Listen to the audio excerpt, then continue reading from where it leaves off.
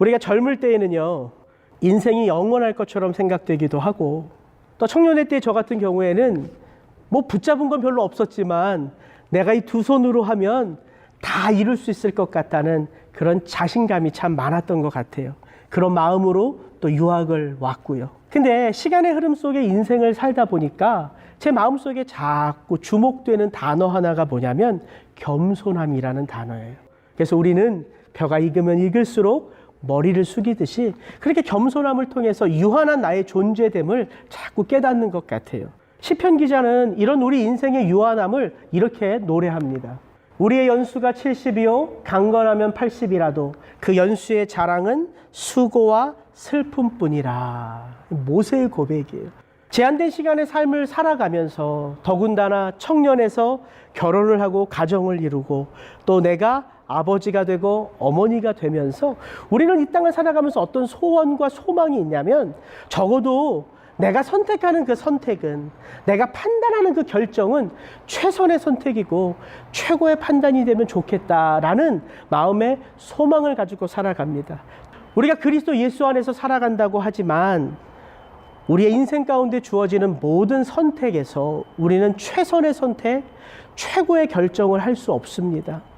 하나님의 인도하심이 부족해서가 아니라 우리가 연약하기 때문이에요. 그래서 하나님은 우리 인생을요, 헤드라이트를 비춰주시지 우리가 태어날 때부터 죽을 때까지 헤드라이트 빛으로 쫙 그 인생을 보여주지 않으시죠. 왜일까요? 보여줘도요, 그렇게 살 수 없는 게 우리이기 때문이에요. 그래서 하나님이 우리 인생을 어떻게 인도하세요? 우리 발 앞에 등불. 한 걸음 한 걸음 볼 수 있는 그 길로 우리를 그렇게 인도해 가시는 거예요. 그렇게 성경을 생각해 보니까 성경은 우리에게요, 최선의 선택, 최고의 선택을 할 수 있도록 쪽집게 같이 강의하는 그런 교재가 아니라는 거죠. 오히려 성경은 잘못된 선택을 하고 잘못된 판단을 해서 내 인생이 참 부족하고 연약하고 실패한 인생이라고 생각하는 우리에게 하나님은 그래도 널 잊지 않아. 네가 그 자리에서 다시 일어나면 하나님이 너를 하나님의 그 섭리 가운데로 인도하실 수 있어. 이렇게 우리의 삶을 인도하시는 하나님에 대해서 성경은 계속해서 이야기하는 거죠. 잠언 기자는 그것을 우리에게 이렇게 소개합니다. 대저 의인은 7번 넘어질지라도 다시 일어나려니와 악인은 재앙으로 말미암아 엎드려지느니라. 성경에서 의인은 죄 짓지 않는 자가 아닙니다.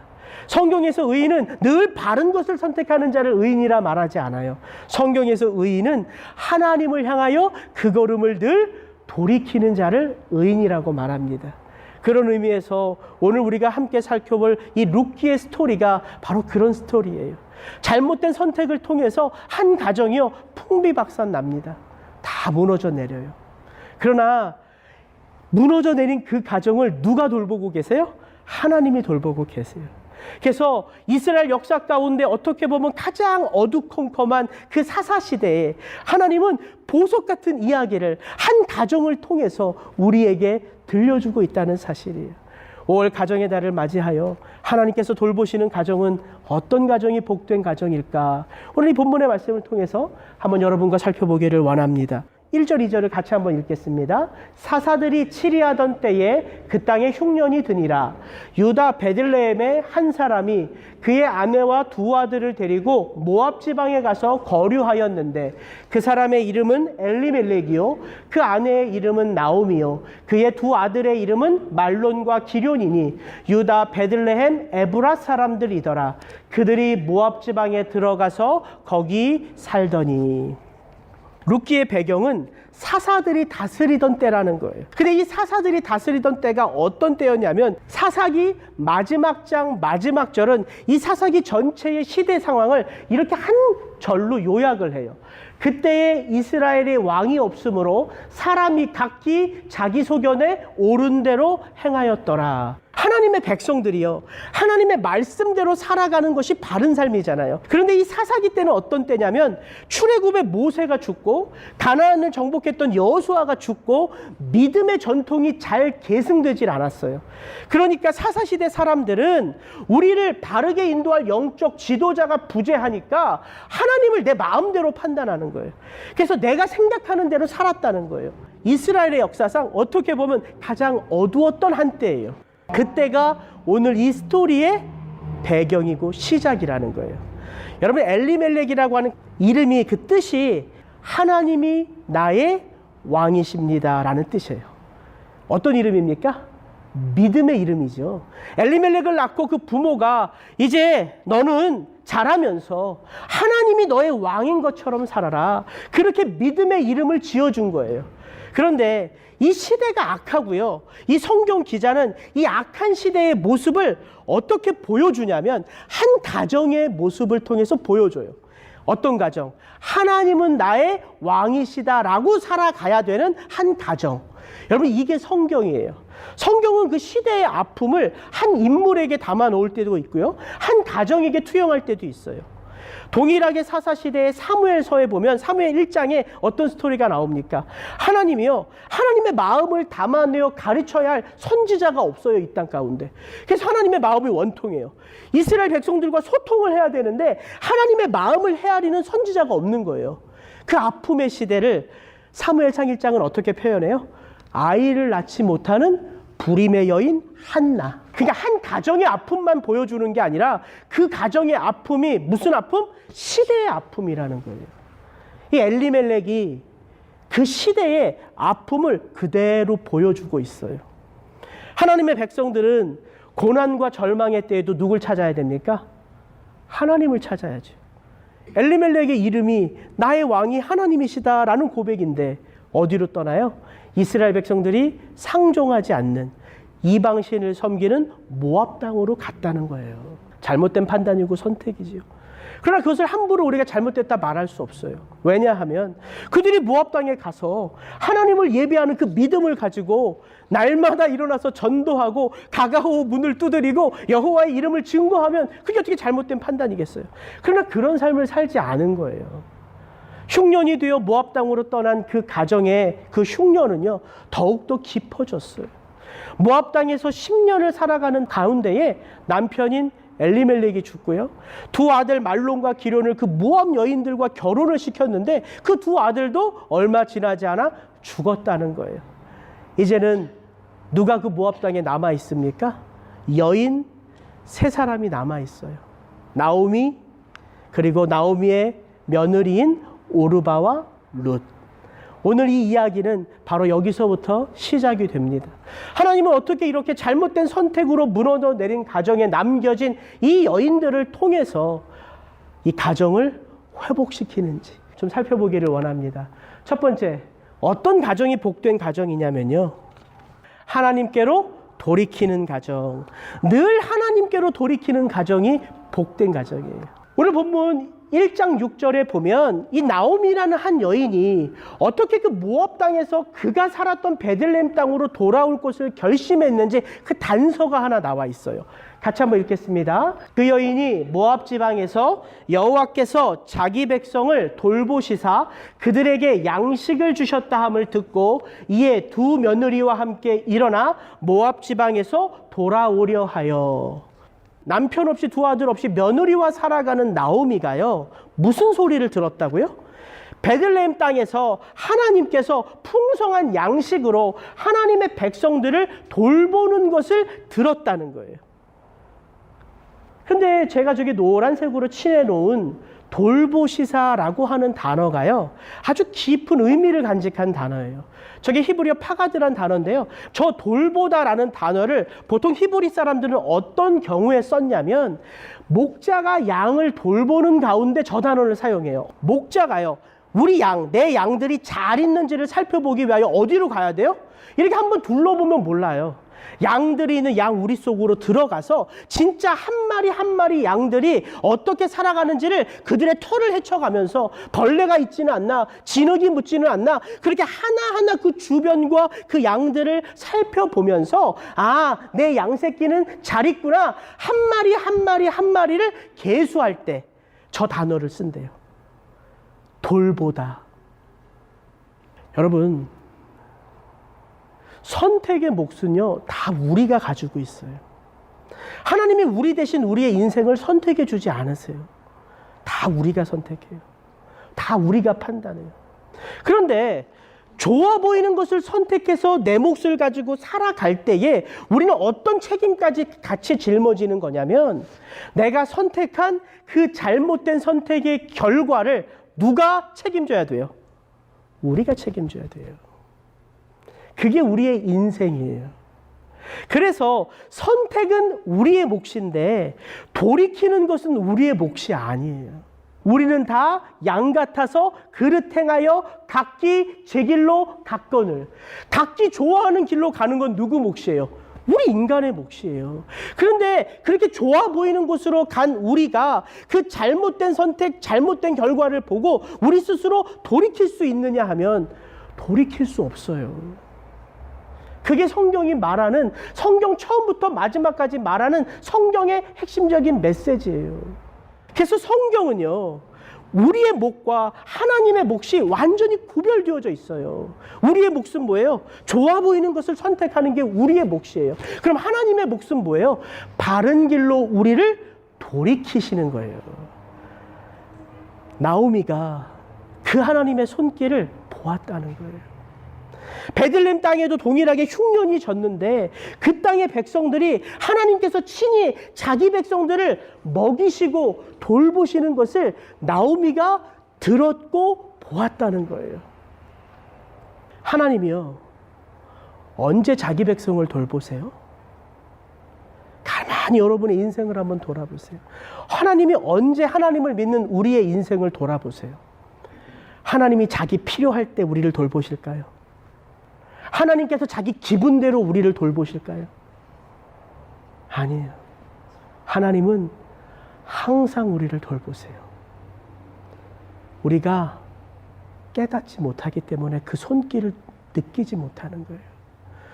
저는 요즘 이사야서를 묵상하면서 하나님의 사랑을, 구약 성경에 이렇게 구구절절 나를 향하여, 우리를 향하여 하나님의 사랑이 소개되고 있구나. 저는 읽으면서 진짜 감동을 받아요. 이스라엘 백성들이 하나님 앞에 패역했습니다. 그래서 하나님이 진노하셨어요. 그래서 그 자기 백성들을 누구의 손에 맡겨요? 바벨론의 손에 맡겨요. 바벨론으로 이스라엘 백성들을 치게 하세요. 그리고 하나님이 이스라엘 백성들을 외면하셨어요? 쳐다보지 않으셨어요? 아니요. 포로로 잡혀가 있는 이스라엘 백성들과 하나님이 함께하고 계세요. 그래서 그들을 돌이키실 수 있는 거예요. 그들이 그 하나님을 느끼지 못하니까 하나님이 그들에게 어떤 고백을 해요? 어미가 그 자식을 잊어버리겠느냐? 어미가 그 자식을 긍휼히 여기지 않겠느냐? 혹시 어미가 그 자식을 잊어버릴지라도 나는 결단코 너희들을 잊지 않는다. 너희들을 내 손바닥에 새겼다고 말씀하세요. 늘 돌보시는 하나님의 손길을 나오미가 들은 거예요. 본 거예요. 여러분, 이게 돌이킴의 첫 걸음입니다. 뭘 봐야지 돌이킬 수 있다고요? 하나님의 손길. 여러분, 복된 가정은요, 하나님이 이렇게 그 가정 안에 하나님의 손길을 볼 수 있는 믿음의 사람들을 세워놓고 계세요. 여러분의 가정 가운데는 누가 도대체 그 믿음의 역할을 감당하시는 분입니까? 네, 여기 앉아 계신 여러분들이에요. 여러분들 한 분 한 분들이 그 하나님의 은혜의 손길을 붙잡고 그 가정을 지킬 때에 그 가정이 절망 속에서도, 그 가정이 무너짐 속에서도 하나님의 보호하심 아래 있다는 거예요. 그래서 우리가 절망의 자리에서도 예배드리잖아요. 아픔의 자리에서도 하나님의 말씀으로 나아가잖아요. 고통스러운 자리에서도 하나님의 이름을 부르며 기도하잖아요. 왜 그렇습니까? 바로 그 자리에 하나님이 파가드 친히 찾아오셔서 한 영혼 한 영혼의 삶에 원통하고 응어리진 아픔을 씻어주시기 때문이에요. 그게 하나님이세요. 두 번째, 어떤 가정이 하나님이 돌보시는 가정이냐면 고난 속에서도 믿음이 꼽히는 가정이에요. 고난 속에서 믿음이 꼽혀요. 1장 14절에 보면 나오미가 이제 모압 땅에서 베들레헴으로 돌아가려 할 때 모습이에요. 제가 한번 읽겠습니다. 그들이 소리를 높여 다시 울더니 오르바는 그의 시어머니에게 입맞추되 룻은 그를 붙쫓았더라. 모압 땅에서 걸음을 옮겨 베들레헴 땅으로 가는 그 걸음 중에 나오미는요, 저주받은 내 인생, 내 며느리들까지 저주받은 인생으로 살게 하고 싶지는 않았던 거예요. 그래서 돌아가라고 말하죠. 돌아가라. 너희들이 믿는, 너희들의 신이 있는, 너희들의 가정이 있는 이 모압 땅으로 돌아가라. 울면서 첫 번째 며느리인 오르바는 돌아가지요. 그러나 그 나오미 옆에 그 걸음을 함께 하기를 결단한 룻이 있었다는 거예요. 성경은 그것을 붙쫓았다 이야기합니다. 여러분, 이스라엘 백성들 가운데 여인의 삶은요, 남편에게 귀속돼요. 남편이 이 여인의 삶을 책임져요. 그리고 남편이 죽으면요, 그 아들에게 예속이 돼요. 근데 첫째 아들, 둘째 아들, 말론, 기론 다 죽었죠. 이제 나오미는요, 자기 인생의 울타리가 되어주는 사람이 없어요. 남편 잃고 사랑하는 두 아들 잃고 이방 며느리 룻을 데리고 베들레헴 땅으로 처벅처벅 걸어가는 그 나오미의 심정을 우리 가운데 누가 공감할 수 있겠어요? 많지 않을 거라고요. 그 심정의 마음은 무거웠을 거예요. 그러나 하나님은 놀랍게도 그 나오미의 그 걸음 가운데에 한 걸음을 붙여주신 거예요. 동행케 하신 거예요. 그게 바로 룻입니다. 이게 본문에 보면요, 이 룻이라는 여인이요, 그렇게 우리에게 주목받는 여인이 아니에요. 그러나 이 대목을 읽어보면 갑자기 룻이라는 여인이 우리 속에 크게 들어와요. 그게 뭐냐면 16절, 17절의 고백이에요. 같이 한번 읽겠습니다. 시작. 어머니께서 가시는 곳에 나도 가고 어머니께서 머무시는 곳에서 나도 머물겠나이다. 어머니의 백성이 나의 백성이 되고 어머니의 하나님이 나의 하나님이 되시리니 어머니께서 죽으시는 곳에서 나도 죽어 거기 묻힐 것이라. 만일 내가 죽는 일 외에 어머니를 떠나면 여호와께서 내게 벌을 내리시고 더 내리시기를 원하나이다 하는지라. 룻의 고백이에요. 믿음의 고백이죠. 저기 단어를 보세요. 어머니 나, 어머니 나, 어머니 나, 어머니 나예요. 룻은요, 인생의 계획이 필요 없어요. 룻의 인생의 계획은 별도로 있지 않아요. 무엇이 룻의 인생의 계획이에요? 어머니예요, 어머니. 어머니가 가면 나는 따라가면 돼요. 어머니가 멈춰 서면 나는 그 자리에 멈춰 서면 돼요. 어머님이 거기서 돌아가시면 나도 이 삶 다 해도 끝이라는 거예요. 인생 참 편하지 않습니까? 저는 저 룻의 고백을 보면서 야, 저게 믿음의 고백이구나. 우리 인생 많이 계획 세울 필요 없이 사실 하나님 한 분 제대로 바라보고 하나님의 인도함 따라 살아가면 되는 게 사실 인생이잖아요. 근데 그게 안 되니까 우리가 자꾸 생각이 많아지고 복잡해지는 거잖아요. 그렇게 룻의 고백을 들어보니까 저건 믿음의 고백이더라고요. 믿음의 고백. 근데 제가 룻기를 계속해서 묵상하는 가운데 어떻게 룻이 저렇게 대단한 믿음을 고백할 수 있을까? 룻이 대단해서일까요? 아니에요. 나오미의 믿음 때문이에요. 여러분, 쉽게 생각할 수 있습니다. 지금 나오미와 룻은 어디서 10년을 살았습니까? 모압 땅. 모압 땅은 그모스라고 하는 이방신을 섬기는 땅이에요. 여호와에 대한 나오미의 믿음이 잃어버려지기 쉬울까요? 그모스라고 하는 그 이방신을 향한 믿음이 룻과 오르바에게 잃어버려지기 쉬울까요? 쉽잖아요. 홈코트가 어디예요? 룻과 오르바가 살아가고 있는 곳이라고요. 나오미는 이방 땅에 살고 있지만 그가 믿고 있는 여호와 하나님에 대한 신앙을요, 잃어버리지 않고 있는 거예요. 어떻게 할 수 있냐면, 첫째, 나오미의 귀가 누구를 향하고 있어요? 그모스를 향하고 있어요? 아니면 여호와를 향하고 있어요? 여호와를 향하고 있어요. 여러분, 우리의 귀가 열려 있다고 해서, 눈이 열려 있다고 해서 믿음의 실체가 보입니까? 아니죠. 영적인 눈이 열려 있어야 되고 영적인 귀가 열려 있어야지만 영이신 하나님이 보이고 영이신 하나님이 들려오는 거잖아요. 지금 나오미에게는 뭐가 살아있다고요? 영적인 귀, 영적인 눈, 영적인 믿음이 살아있다는 거예요. 그리고 또 하나 볼 수 있는 게 하나 있어요. 그녀의 믿음의 모습. 여러분, 상처 입은 영혼들은요, 이 속에 쓴뿌리가 자리 잡기 시작해요. 그러니까 상처 입은 사람들이요, 상처 입었다고 내가 말하지 않아도요, 같이 이렇게 어울려 있어 보면 그 사람이 상처 입은 게 느껴져요. 어떻게? 그들의 말투에서, 그들의 행동에서, 그들의 반응에서, 그들의 눈빛에서 이렇게 느껴져요. 우리 마음속에 상처를 안고 살아가면요, 그게 그렇게 무서운 거라고요. 여러분 잘 생각해 보세요. 나오미가 선택해서 모압 땅 간 거 아니죠? 남편 엘리멜렉이 선택해서 따라갔어요. 근데 그 따라간 그 땅에서 남편 죽죠?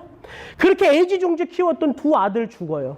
그러면 연속극에 자주 나오잖아요. 그 며느리를 향해서 너 때문에 내 아들 잡아먹었다고 막 이런 거 저는 뭐 좋아하진 않지만 그런 연속극 많잖아요. 그 시어머니가 그 괴롭히는 그 며느리들. 근데 오늘 룻기 1장을 보면요, 나오미가 상처를 안고 살아가는데요, 그 며느리들을요 선대해요.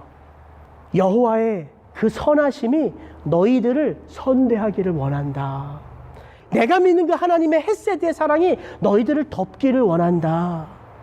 여러분 이건 놀라운 믿음입니다. 나오미가요, 자기 자신이 하나님이 자기 인생을 쳤다라고 고백해요.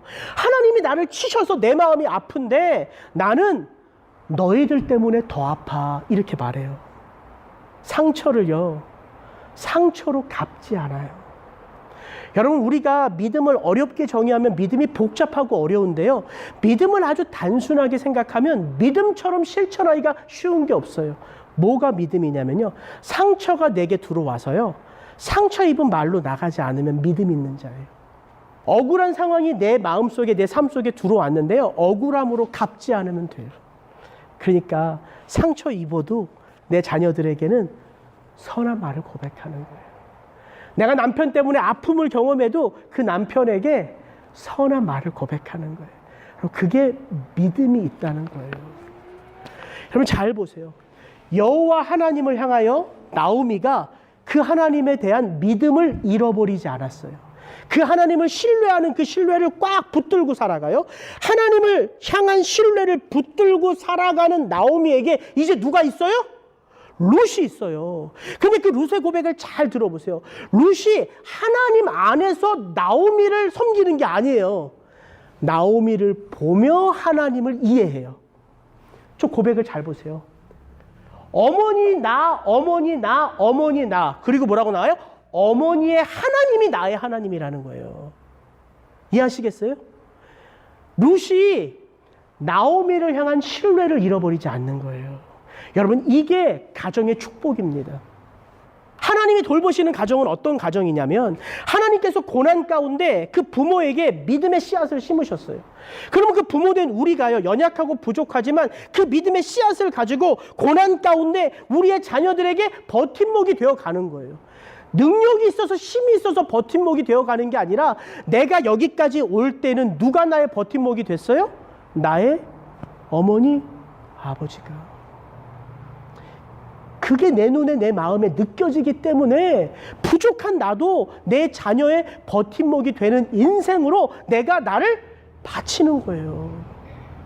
그래서 이 10년의 기간, 나오미에게는 저주스럽고 고통스러운 이 10년의 기간을 제가 가만히 생각해 보니까 어떤 시간이냐면, 하나님이 나오미에게 심은 그 믿음의 씨앗이 룻에게 열매 맺는 시간이었다는 거예요.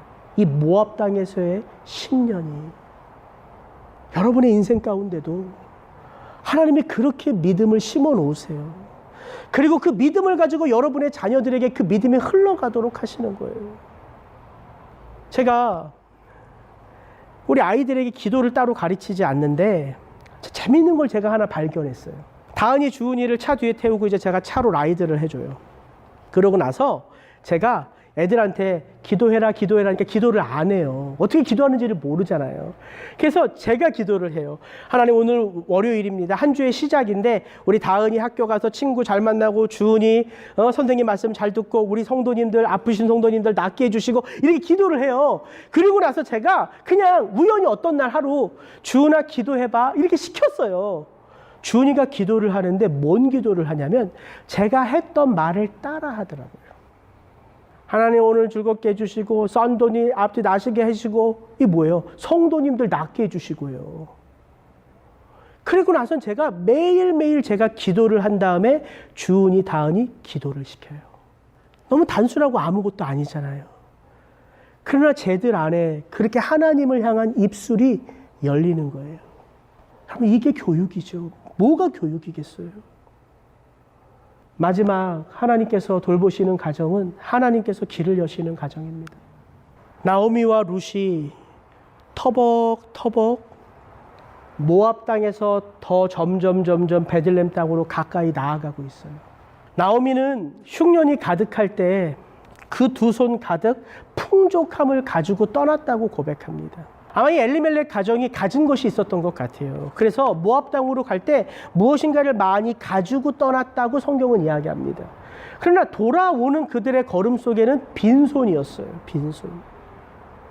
모압 땅에서 베들레헴 땅으로 가까이 들어가면서 이 들에서 논에서 일하는 많은 베들레헴 사람들이 있잖아요. 근데 이 베들레헴 사람들이 그 꾀죄죄한 나오미와 룻을 보고 모른 척하면 되는데 드라마 보시면 꼭 알아보는 사람들이 있죠. 어머 저 누구야? 저거 잘 나가는 나오미 여사 아니야? 나오미 여사. 어머 어째? 저 집 망했나 보다. 쫄딱 망했나 봐. 저 옆에 있는 저 여자 누구야? 며느리야? 행색이 보니까 저 유다 사람 아닌 것 같은데? 이러면서 마치 겉으로는 걱정을 해주는 것처럼 보이지만 이게 걱정 반, 비웃음 반, 질투 반, 감사 반 막 이런 고백들 여러분 살면서 느끼시잖아요. 그 고백을 나오미가 받으면서 나오미 마음이 어땠겠어요? 그래서 그녀가 고백하는 거예요. 나를 나오미라고 하지 마라. 나오미란 뜻은 기쁨, 즐거움, 희락이란 뜻이에요. 너희들 보다시피 나는 하나님이 치신 여자다. 우리 가정 하나님이 쳐서 다 망했다. 이제부터 나를 마라라고 해라. 마라는 슬픔, 씀, 괴로움이란 뜻이에요. 근데 저는 이 나오미와 룻의 걸음을 이렇게 묵상하는 가운데에 사람들이 바라보는 나오미, 룻 말고요. 하나님께서 이 나오미와 룻의 모습을 이렇게 바라보시면서 하나님의 마음속에는 어떤 마음이 있으실까요? 그 생각이 제 안에 들더라고요. 하나님도요, 사람들처럼 나오미와 룻을 이렇게 저 하늘 위에서 이렇게 바라보시면서 에게게 아이고 고생 참 많은데 어쩌나 이러셨을까요? 아니에요. 하나님은 그런 마음이 아니에요. 하나님은 어떤 마음이냐면요, 나오미야 그래 잘 선택했다. 네가 살 땅은 모압 땅이 아니라 바로 여기야. 이제 한 걸음 한 걸음 이 땅에 들어오면 그 인생은 내가 책임질게. 하나님은요 기대하시는 마음이라고요. 왜? 무너진 이 가정을 회복시킬 사람은 누구예요? 하나님이세요. 하나님. 하나님에게는 그 능력이 있으세요. 그래서 뭐가 진짜 복된 거냐면요, 내 손에 많은 것을 가지고 하나님을 등지고 모압 땅으로 가는 그 걸음은요 언젠가는 돌아서야 될 걸음이에요. 그러나 모압 땅에서 빈손으로 하나님이 있는 베들레헴 땅으로 한 걸음 한 걸음 나아가는 그 걸음은요 영광의 걸음이라고요. 회복의 걸음이라고요. 은혜의 걸음이라고요. 아주 쉽게 생각할 수 있습니다. 엘리멜렉 가정이 손에 가득 쥐고 모압 땅으로 떠났을 때는 뭐가 그들에게는 힘이에요? 그들이 쥐고 있는 것들. 이제 빈손으로 모압 땅에서 베들레헴 땅으로 가는 이 나오미와 룻에게는 뭐가 힘이에요? 그들이 믿고 있는 하나님. 도명하죠. 여러분 인생 가운데 많이 가지고 계시면 여러분 인생 담대하게 사실 수 있을 것 같으세요? 아니에요. 우리 가정이 그렇게 자라왔잖아요. 없어도, 고난 속에 있어도, 절망 가운데 있어도 어떻게 이렇게 우리가 두 발로 이렇게 하나님을 예배하는 이 자리에 서 있습니까? 하나님을 향한 믿음 때문 아닙니까? 믿음 때문이에요. 그래서 제가 오늘 룻기 1장을 보면서 룻기 끝이 나오미와 룻이 베들레헴 땅으로 돌아올 때 그때가 추수할 때다라고 하는 게 제 눈에 들어오더라고요. 우연일까요? 우연이 아니에요. 룻기 2장 1절을 여시면 보아스가 등장해요. 우연일까요? 우연이 아니에요. 보아스가 룻을 바라봤는데 보아스의 마음속에 사랑이 싹 터요. 우연일까요? 우연이 아니에요. 그 어떤 것도 우연이 아니에요. 하나님이 이 가정을 향하여 길을 여시는 거예요. 길을 여시는 거예요. 저는 저와 여러분의 인생 가운데, 우리 가정 가운데 이렇게 하나님이 길을 여시는 복된 가정이기를 축복합니다. 하나님은 고난 가운데서도 길을 여세요. 나옴이라는 이름의 뜻은 기쁨, 희락, 즐거움이에요. 왜 하나님이 나옴이 이름대로 기쁨과 즐거움과 희락의 삶으로 살게 하지 않으실까? 이런 질문을 가질 수 있어요. 왜 하나님이 괴로움, 고통, 쓴내 인생으로 인도하실까? 왜일까요? 답이 너무 분명하더라고요. 우리의 생각은 항상 어떠냐면요. 나는 나오미에서 나오미가 되겠다는 거예요. 기쁨과 즐거움과 희락이 나의 이름이라면 나는 기쁨과 즐거움과 희락의 삶을 살겠다는 거예요. 근데요, 잘 생각해 보세요. 누가 기쁨과 즐거움과 희락을 알 수 있을까요? 기쁨 가운데 있는 사람들은 기쁨의 맛을 알아요? 즐거움 가운데 살아가는 사람이 즐거움의 맛을 알아요? 아니요. 기쁨의 맛은 누가 알 수 있냐면요. 고난 속에서 건짐을 받은 자가 기쁨의 의미를 알고요. 절망 가운데서 붙들림을 받은 자가 소망의 뜻을 알아요. 그래서 하나님이 정확하게 인도하시는 거예요. 어떻게 인도하세요? 마라에서 나오미로 인도하시는 거예요. 절망에서 소망으로, 쓴맛에서 단맛으로, 고난에서 기쁨으로. 그때 비로소 우리가 누구를 체험하기 때문에? 하나님. 여러분, 이 과정이 어디에서 일어난다고요? 여러분이 살아가고 있는 여러분의 가정에서. 우리의 가정은 계속 믿음이 쌓여가는 곳이고요. 믿음이 훈련받는 곳이에요. 이런 복된 가정 되시기를 주의 이름으로 축복합니다. 같이 기도하시겠습니다.